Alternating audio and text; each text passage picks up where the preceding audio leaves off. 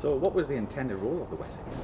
The Wessex was troop support, so we would effectively pick up, either in Northern Ireland, would pick up the RUC, the Royal Ulster Constabulary, or the British forces around the province, and put them into fields or take them to various areas near the border, and that was our primary role. And you do it day and night. Night, in those days, we didn't use night vision goggles in 72 at that stage, only just for the wrecking of fields, where they use these big things called night suns, which are massive big spotlights, and so we could pick up troops or drop them off that way, but you only use them just at the very end because you want to be as tactical as possible. And flying around Northern Ireland was, as a 21, 22-year-old, was great fun. You operated low level unless the cloud base was above 2,000 feet, then you went high level, for a helicopter high level, at about 2,000 feet, because you were out of small arms fire range in theory. And so you'd transition to or fly to wherever you're going, and then your co-pilot, if you're down near the border or if you're by yourself away from the border, then you would spot the field, and then you'd do a tactical high-speed descent to then do a final low-level run-in and pick up the troops. And they wanted to be exactly on a grid reference right next to the side of the field. You didn't want to drop them in the middle, because then they were exposed. So you drop them right as close as possible to a fence or to hedges, and then they could scuttle into their hedging and get some cover. So you learn your trade pretty quickly. And if the weather was below 2,000 feet, the cloud base, then it was all whizzing around low level, which was good, great fun. And you operated the aircraft to max all at weight quite often. And there were times when you picked up troops and you lifted into the hover, and you didn't have quite enough power to transition away. So you used to do this trick where you'd put in a boot full of anti-torque pedal, so that would take some torque off the drive to the head, because you're taking off some of the thrust off the tail rotor, and so you transition at an angle till you had enough power to get out of the field.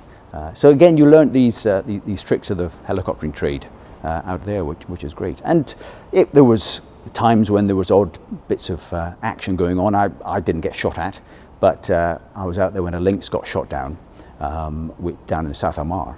So that kind of focused the mind rather. And in the squadron we had a bit of a Wessex. We had armour on the kind of quarterlight of the Wessex, and also on the side door, which you could pull up when you climbed in.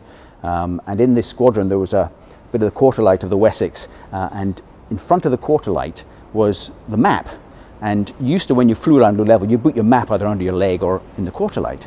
And this, the Wessex had been hit by this round, which went straight through the map and into the cockpit, and no one was hurt, fortunately. But it was an indication of not to boot anything white on the front of the aircraft, because it was a nice bead for somebody to have a go at. Yeah. But it was, 2 years out there was great fun. I did enjoy it, but I was young and immortal when you're 21. So just going back a bit, what was it like coming from the Gazelle going to a big aircraft like Wessex? It was, the Gazelle is low, you're low to the ground, and the visibility is excellent, and it's highly manoeuvrable. The Wessex is manoeuvrable, but you have to climb up about 3 or 4 steps to get in. And initially it felt like you were flying a house because you were so high up. But eventually, any aircraft, any pilot will say the same, eventually you get to know where your backside is, where the wheels are, and you have a good feel for the height of the aircraft when you're whizzing around low level or coming into land. But compared to the Gazelle, it wasn't as manoeuvrable, but it had more power. I mean, it had 2 engines, 2 Rolls-Royce gnome engines, which were stuck in front of you at an angle, and then they went up into this coupling gearbox, and then another drive up to the main gearbox into the head. So there was a lot of metal in front of you, which, if you're flying into anywhere antisocial or people trying to shoot you, is quite nice. It'll hit these bits before it hits you, which is always a good thing, I think. Yeah.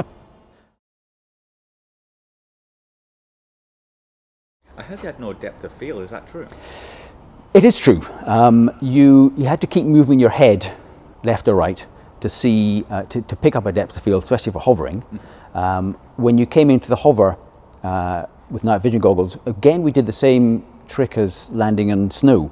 We did the 0-0 style landing, and the crewman would call where the dust cloud was. He would say, right, it's at the, as you got down to about 30-40 feet, he would say, right, it's at the tail, it's now at the door, and then you know it, then it's not going to be on you. And so you had to keep your height coming down and do the 0-0 landing. And interestingly, when you looked at other, came in a formation, and you saw, once you were enveloped in this dust cloud, you would get these static circles around the disc of the helicopter. And so it would stand out really well with night vision goggles. If you flick them up, you wouldn't see a thing. Yeah.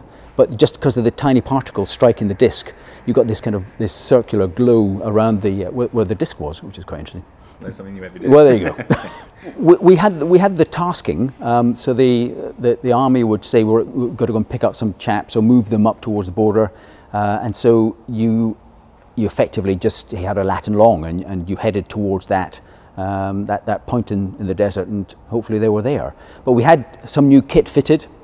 We went out there. Apart from the sand filters, we all had body armor to wear. We also were given, we had the tactical air navigation system, the TANs, which I mentioned earlier, but they upgraded it to GPS TANs, and that made a huge difference because you could have a GPS position, and in the desert there really wasn't much to navigate on, in fact nothing. So you put your point in and just headed straight towards it, and it worked, which is great.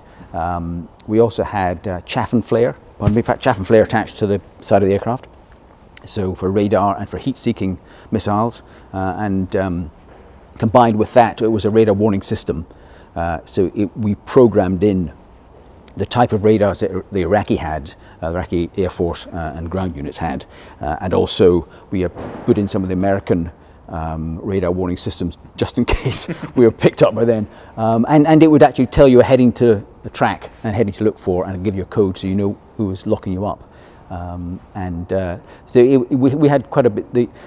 Often the box of goodies are opened if you're sent somewhere antisocial in a war, and the MOD in fact managed to find all these lovely toys for us. So we fitted it all up and off we went. So it made we had lots of stuff to protect us and to make us safe in the desert, which is quite nice.